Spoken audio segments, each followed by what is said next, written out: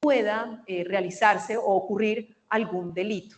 ¿Y qué utiliza? Utiliza algunos datos como tipo de crimen, localización, fecha y hora.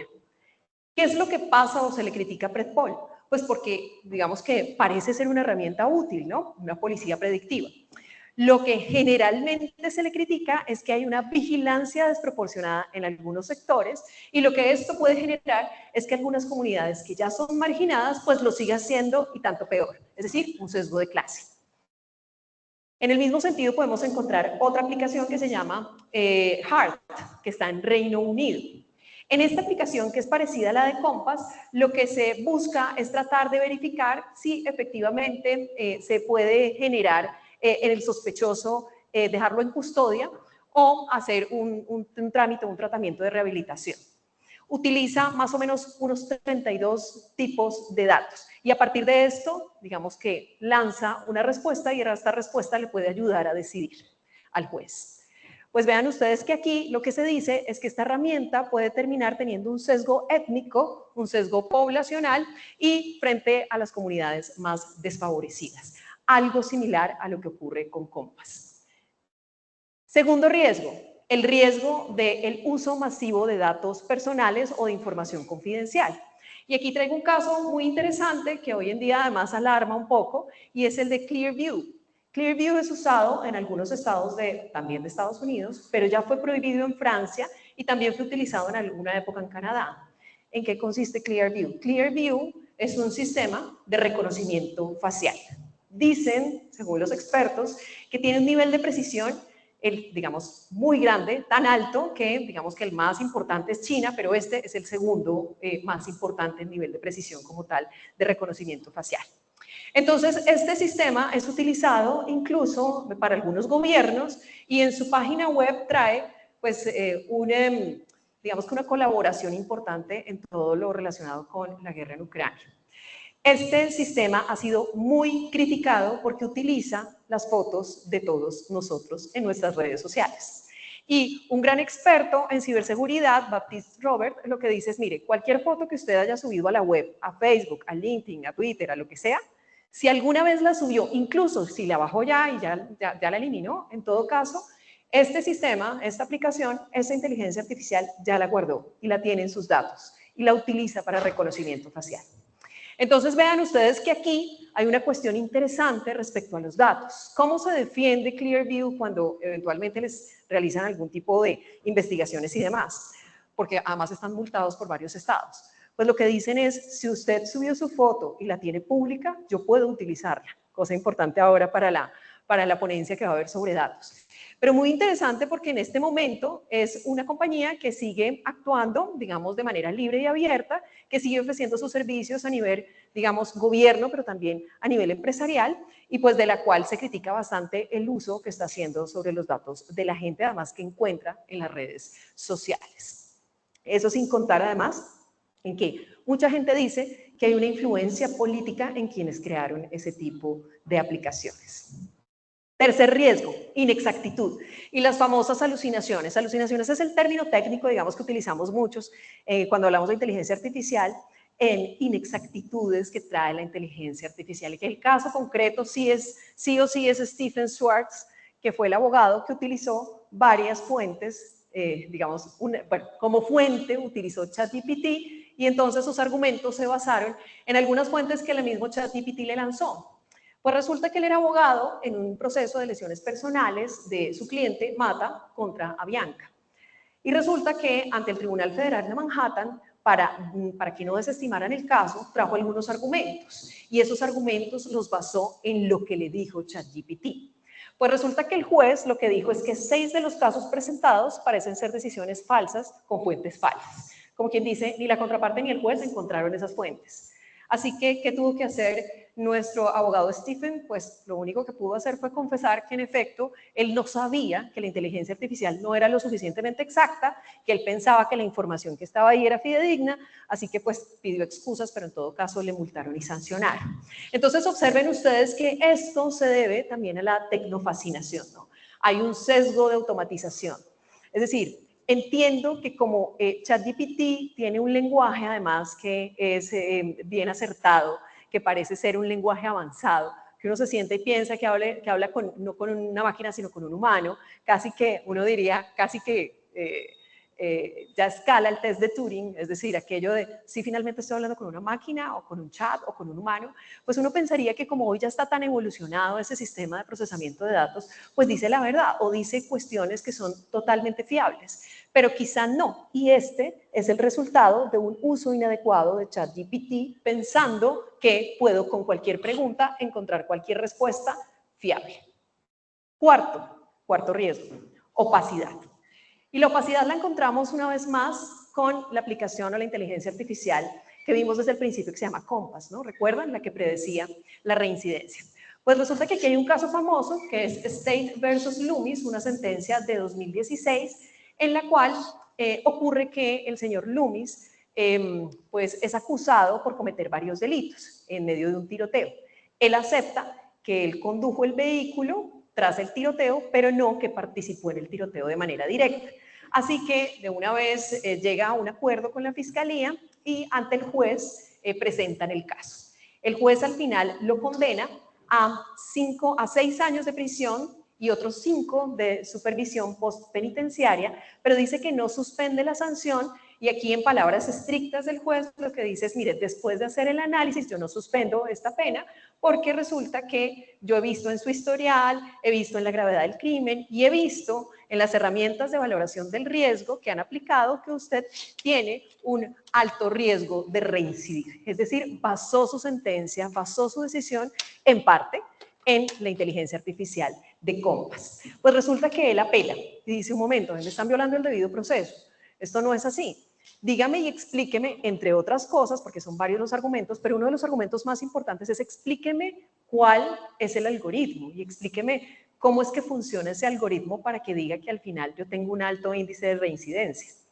Pero ocurre que al final lo que decide el tribunal es que pues, no se puede basar ninguna decisión solamente en una aplicación de inteligencia artificial. Sin embargo, respecto a la transparencia, no dice mayor cosa. Es decir, no accede a la solicitud de abrir el código. Este es un código de aquellos que por la opacidad, precisamente como es creado por una corporación, por una gran corporación, pues finalmente no es un código abierto, así que a él no puede acceder ni puede saberse cómo opera ese algoritmo internamente. Cuestión bastante delicada porque deja un precedente importante en esta materia. Quinto riesgo, estaticidad decisional. Este riesgo sí es de mi cosecha, ¿no? Y es que uno se pone a pensar, ok, si utilizáramos inteligencia artificial para las decisiones comunes, normales, pues perfecto, digamos que tenemos que mirarlo ahora y mirar, digamos, a qué detalle vamos, pero cuando vamos a utilizarlo para decisiones específicas, en sentencias que además tienen unificación, como decíamos ahora, pues puede ser interesante que se repita esa misma regla siempre, pero también habrá un momento en donde estemos pensando si el derecho evoluciona, ¿no será que aplicar la misma regla siempre trae problemas también? ¿Es probable que quede estática la jurisprudencia?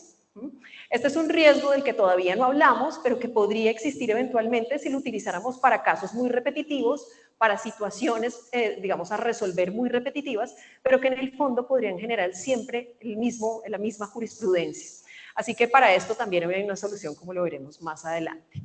Sexto riesgo, el desplazamiento de la fuerza de trabajo. Frente a este riesgo yo siempre he dicho, no hay problema. Obsérvense ustedes cuando llegó la pandemia, muchos dependientes judiciales pues ya se quedaron sin trabajo. Hoy en día las firmas, por ejemplo, contratamos pues algunas firmas también de automatización o de revisión de procesos a través de la web o a través de herramientas digitales, ¿verdad? Pero ¿qué pasó con los dependientes? Pues los dependientes ya no pierden su tiempo yendo a los tribunales y a los despachos y a la baranda. Hoy en día los dependientes se están proyectando, es decir, estamos aprovechando mejor el capital humano, ¿verdad?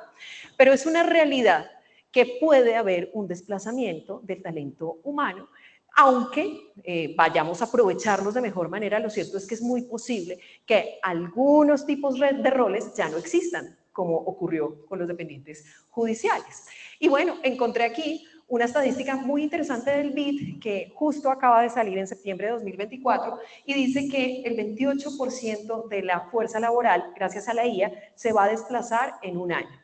En 5 años el 38% y en 10 años el 44%.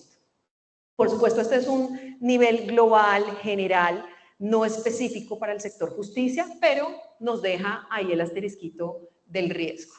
Y por último, el riesgo que les traigo es el de la ausencia de control. Saber si regular o no regular, regulo o no regulo, y de qué manera regulo, y hasta dónde regulo, y en dónde regulo. Entonces hay quienes dicen sí, hay que regular y hay que regular anticipadamente. Hay otros que dicen no, dejémosla fluir y después regulamos. Hay unos que dicen hagámoslo con soft law y todavía no nos vayamos con leyes muy duras, ¿no? Y hay otros que dicen definitivamente nada. No legislemos en esta materia, dejémoslo fluir. Y bueno, uno pensaría que es muy raro que esto pase, pero sin duda existe y esos son los de la Escuela de Pensamiento Libertario de la Tecnología, que además hay varios en Silicon Valley. Entonces miren que tenemos una suerte de panorama de varios riesgos que uno diría, oh Dios, o sea, definitivamente de inteligencia artificial, qué susto, pero no es tan así. Miremos el problema que subyace la inteligencia artificial, entendámosla para saber si definitivamente hay riesgo, no hay riesgo, o ese riesgo, digamos, es tan poco mitigable o tan imposible de superar. Y bueno, lo primero que hay que decir es que la inteligencia artificial, pues no existe un concepto como tal. Es verdad que aquí nos han traído, el doctor Serrato nos trajo algunos conceptos de inteligencia artificial bien interesantes, pero en el contexto, digamos, en los expertos de inteligencia artificial, tecnólogos, desarrolladores y demás, no se ponen de acuerdo, porque no es tan fácil de definir. Lo que sí es cierto es que la inteligencia artificial busca emular la inteligencia humana. Y como la busca emular, pues por eso es tan importante entender cómo funciona la inteligencia humana. Yo quiero hacer aquí un pequeño parangón entre lo que significa la automatización electrónica y la inteligencia artificial para también un poco abordar este tema de inteligencia artificial. Así que bueno, uno pensaría que todo aquello que sigue reglas y que de pronto es matemático y lógico o simbólico, como decía el doctor Orión, pues es inteligencia artificial. Y pues la verdad es que hay mucha doctrina que dice que sí es inteligencia artificial, pero de la clásica, de la antigua, de la que era por allá en los años 50, Alan Turing y demás. Lo cierto es que hay un tipo de automatización que, llamémosle inteligencia artificial o no, lo que hace es seguir la regla if. Si A, entonces B, más conocido como el if en programación y demás. Pero lo que hace aquí explicado para abogados, es que sigue reglas y pasos programados. Es decir, él solamente se mueve, la herramienta digital solamente se mueve en lo que yo directamente le programo, en nada más que eso. Sigue reglas y pasos. Automatización lo vemos en muchos lados. Cuando nos llegan mails de marketing, en email marketing, que nos llegan a cada rato, pues obviamente están automatizados. Las firmas de abogados ya tenemos automatización electrónica para hacer seguimiento de procesos de casos y de abogados. Lo que acaba de mostrarnos la doctora Vicky también es automatización. Claro, está con un poco de inteligencia artificial.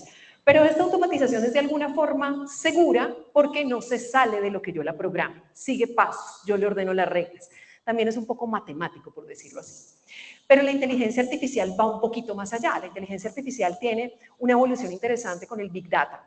Porque es que antes, muy posiblemente, podría hablarse de Machine Learning, pero sin datos, digamos que el Machine Learning no tiene mucho sentido. Cuando llega la Big Data, pues obviamente se aprovecha los datos como se puede y ahí es cuando el Machine Learning empieza a emerger. Y ahora, con todo esto que tenemos de redes sociales y demás, pues hay de dónde obtener los datos.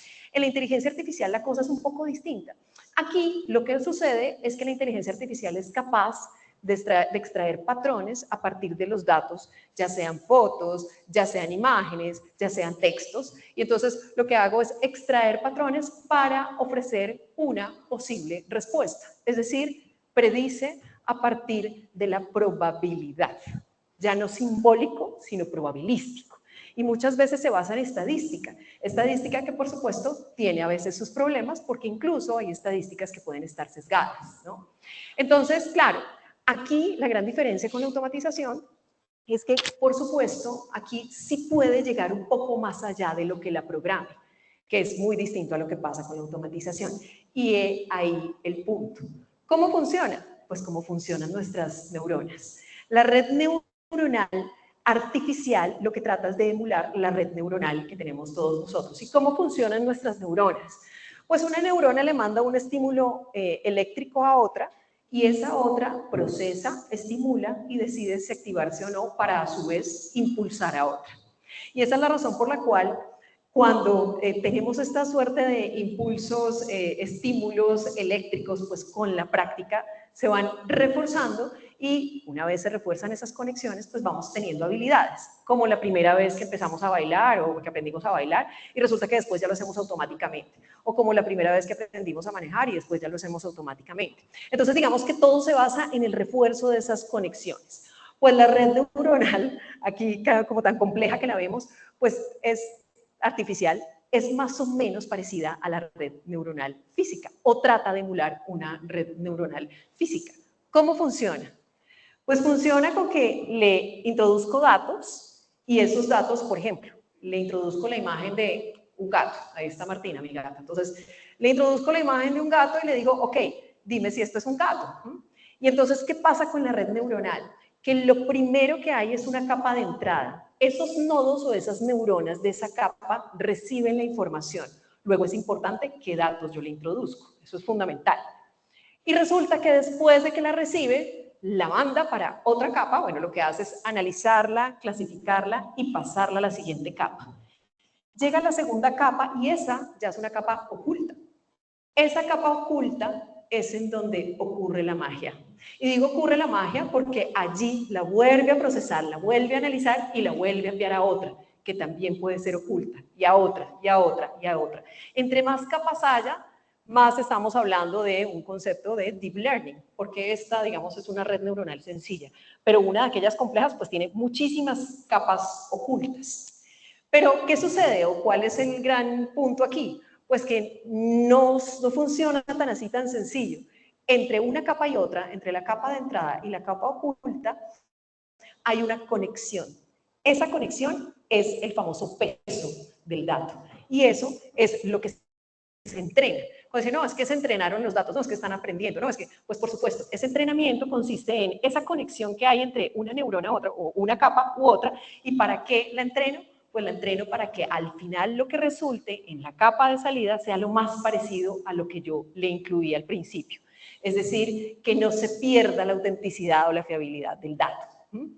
Entonces, digamos, un ejemplo sencillo es este gato. Entonces tengo a Martina acá, ok, pero ese gato, digamos, es un gato animal, pero también se le llama gato al gato hidráulico. Entonces uno pensaría, bueno, los dos son gatos. ¿Cómo hago para que la máquina, la inteligencia artificial entienda que son gatos distintos? Que yo lo que quiero es que me hable de este gato y no de ese.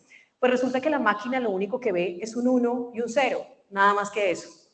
Entonces, ¿qué es lo que tiene que hacer la inteligencia artificial? Entrenarla bastante. ¿Y cómo? A partir de cualquier cantidad de imágenes de gatos parecidas, distintas, pero con similares características que le hacen al final decir en la capa de salida, este es un gato. Entonces vean la importancia de lo que significa una red neuronal. Importa los datos que incluya, importa cómo lo entreno, importa lo que pasa en el momento en el que está, en donde ocurre la magia, que es en la capa oculta.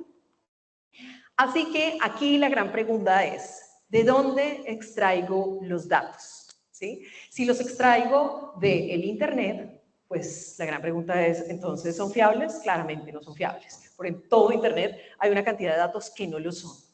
¿Entonces son sesgados? Muy posiblemente sí.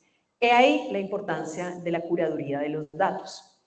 Entonces la otra pregunta es ¿cómo se entrena? ¿Sí? ¿De qué manera estoy entrenando para afianzar esa conexión entre capa y capa? Y la otra pregunta es ¿quién desarrolla los algoritmos? ¿Sí? ¿Quién está realizando en sí o dando las instrucciones de lo que puede pasar allí?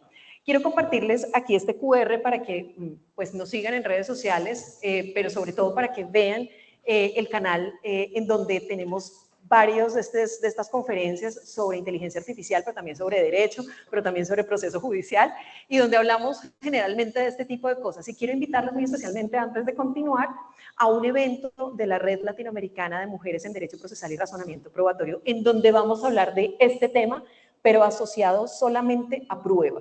Valoración de la prueba, decisión basado en una prueba digital o hecha con inteligencia artificial y admisión de la prueba. Muy interesante, va a ser por supuesto de acceso libre por la web y van a estar pues varias expertas a nivel nacional e internacional.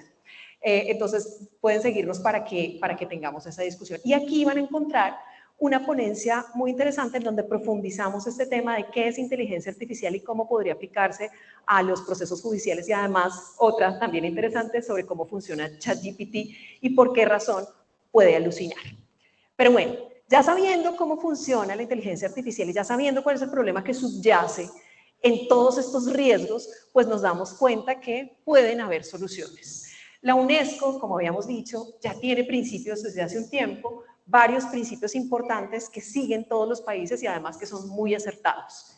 Estos 10 principios son los que también ha asumido nacionalmente, a nivel nacional, digamos, algunas reglas o algunos documentos importantes, como el COMPES, el 3975, y es verdad lo que decía el doctor Serrato, que existía ya un COMPES en 2019, pero aún mejor, existía ya un marco ético del Ministerio de las Telecomunicaciones en 2021. Es decir, esto ya se había hablado y ya se estaba empezando a hablar de inteligencia artificial generativa. Pues resulta que la Corte Constitucional también trae unos principios, transparencia, responsabilidad, privacidad en su sentencia de este año, pero habla de algo muy interesante y es la prevención de riesgos. Así que miren cómo existe todo un ecosistema, incluso reciente, de 2024, que el Consejo Superior, junto con el Ministerio de Ciencias, también lanza una hoja de ruta en donde sí hay un marco principalístico para que se mueva la inteligencia artificial en Colombia. Y esto es interesante porque entonces sí ha habido esfuerzos para que nosotros tengamos por lo menos un marco del cual sabemos no podemos cruzar la línea. Ahora, ¿cuáles serían las posibles soluciones a partir de todos estos riesgos y de estos problemas que subyacen que ya hemos visto? Pues revisemos. En sesgos discriminatorios, ¿de qué manera podríamos mitigarlos, contrarrestarlos y demás? Pues miren, un punto podrían ser los datos. Si los datos están suficientemente curados, es posible que minimicemos o al menos mitiguemos el riesgo de sesgo discriminatorio. Pero para ello necesitamos un equipo diverso. Y un equipo diverso no solamente es que haya, digamos, otro tipo de formas de pensar políticos y sociales, sino que además haya minoría étnica, haya mujeres, haya sensibilidad frente al tema de género y haya población LGTBIQ+, entre otros.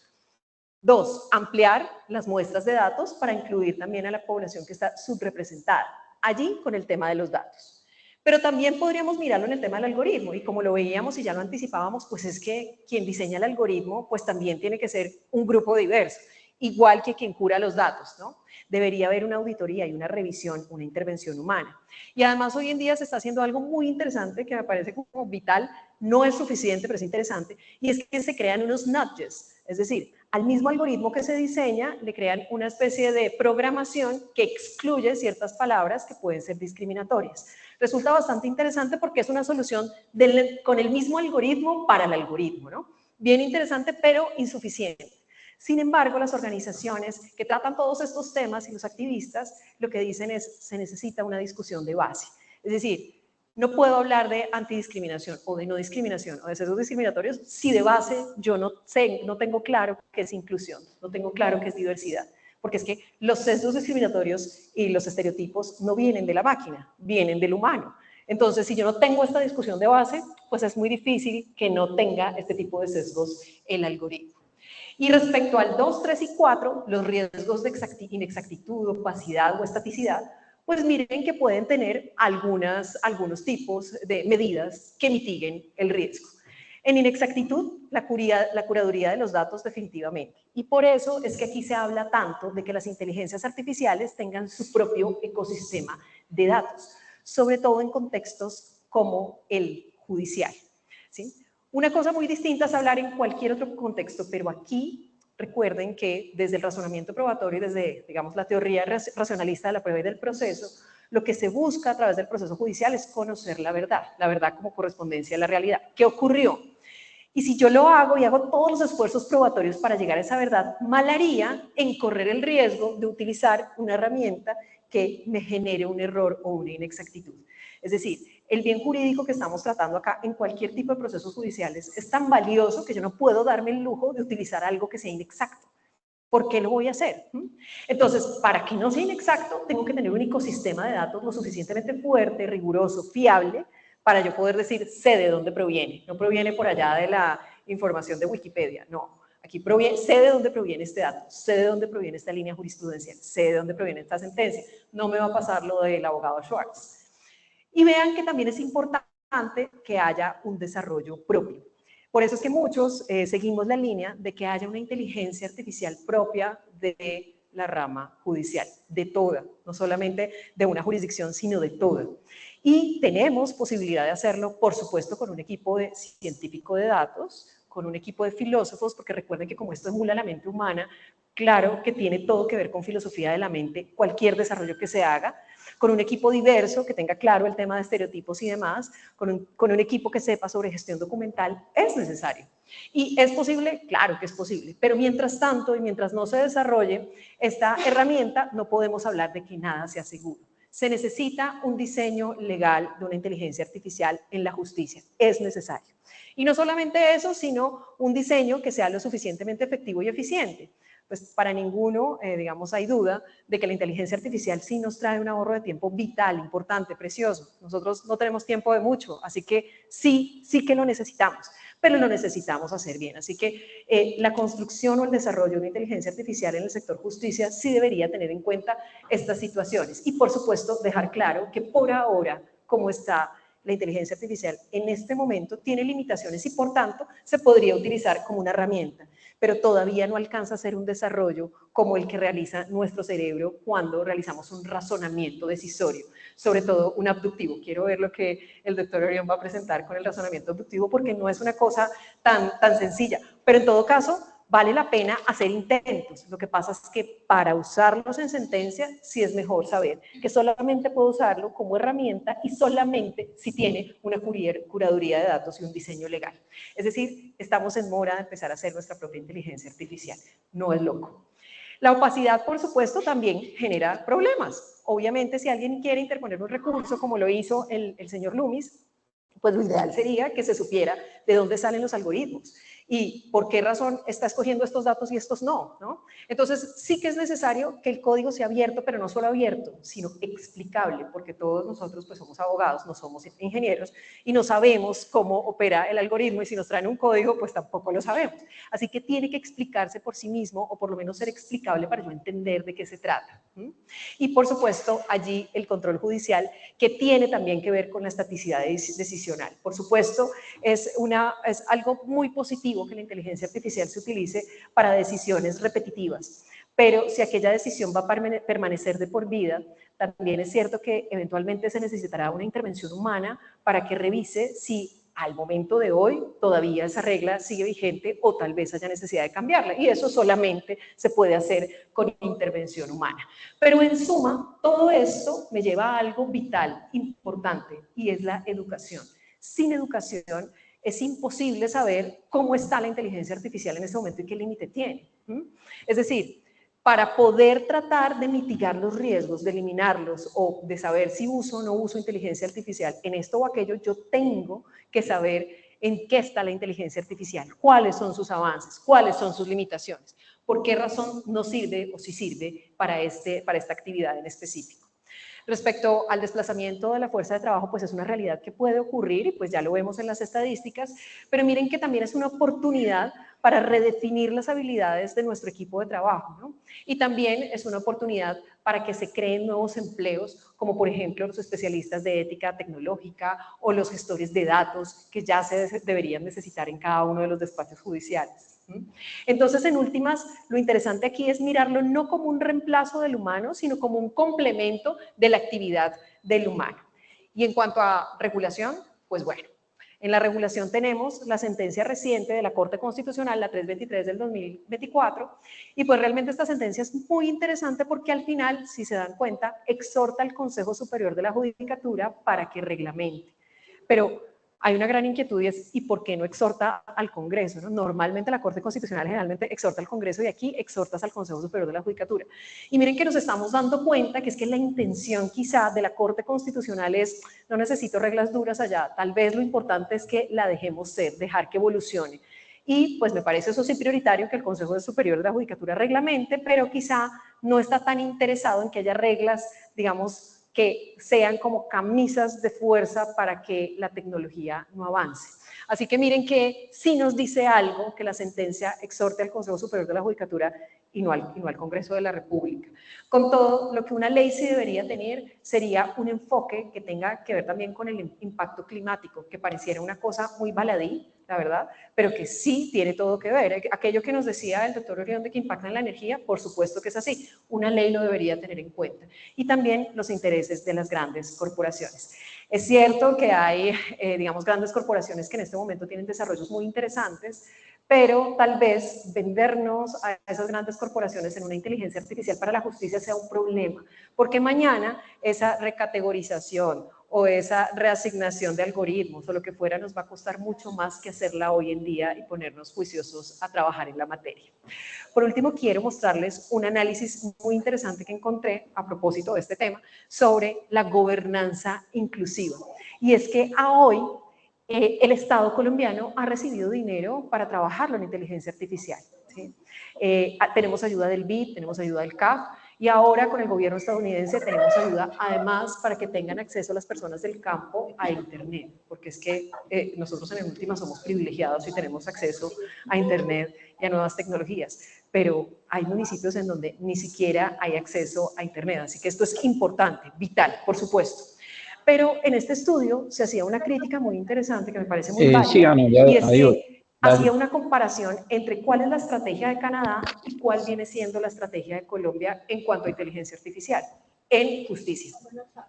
Y decía que en Colombia están, digamos, buscando una estrategia para mirar cuáles han sido los mejores proyectos de inteligencia artificial, como el de la doctora Victoria y en varios despachos judiciales, pero se está tratando de dar prioridad a las voces internacionales, cosa que es interesante, importante, pero para poder crear una inteligencia artificial sana y éticamente plausible es necesario escuchar a todas y todos. Y esto significa a todos los que intervenimos en el entorno, en el contexto de un proceso judicial, incluso a los litigantes, ¿no? Entonces, observen que quizá allí haya una buena oportunidad para que no solamente se incluya a algunas voces, sino a todas, y para que se tenga en cuenta la opinión de todas y todos en este desarrollo. De lo contrario, no podría ser una gobernanza inclusiva o no podría hacerse una inteligencia artificial inclusiva. Y esto es muy importante, porque de hacerla, después tendríamos un retroceso para volver a hacer y a rehacer lo que no está bien hecho desde un comienzo, como cuando Amazon tuvo la idea de crear su sistema de herramienta que al final tuvo que abandonar. Con todo, lo cierto es que cualquiera de las medidas que tengamos, sí o sí, van a tener unas ecuaciones, unas soluciones para tratar de impactar en los sesgos, impactar en todos estos riesgos que puede haber sobre la inteligencia artificial. Es cierto que estas ecuaciones tienen bastantes salidas, pero lo que quiero decirles hoy a muchos de los que además son a veces un poco conservadores en la materia y ven la inteligencia artificial con un poco de reserva, es que en todo caso, todas las salidas que tengan que ver con tratamiento ético de la inteligencia artificial van a conllevar sí o sí a un solo camino, y es que la intervención humana no se reemplaza. Muchas gracias.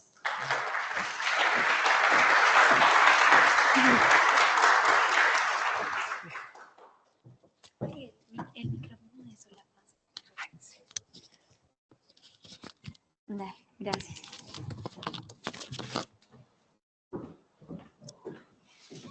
Muchas gracias, doctora Pavón. El uso de la IA en el sistema judicial presenta múltiples desafíos éticos que requieren una cuidadosa consideración. En ellos destacan las transparencias en los algoritmos, la responsabilidad en las decisiones automatizadas y la protección de los derechos fundamentales de las partes involucradas. Es crucial evitar sesgos inherentes que puedan influir en las decisiones judiciales y asegurar que el uso de la IA complemente, pero nunca reemplace, el juicio humano. Asimismo, la implementación deberá regirse por principios de justicia, equidad y responsabilidad para garantizar que la tecnología respalde, pero no comprometa la integridad del sistema legal. Bueno, es hora del almuerzo. Los invitamos que 10 minutos antes de las 2 estemos para acá para darle inicio a la segunda jornada de este día. Muchas gracias.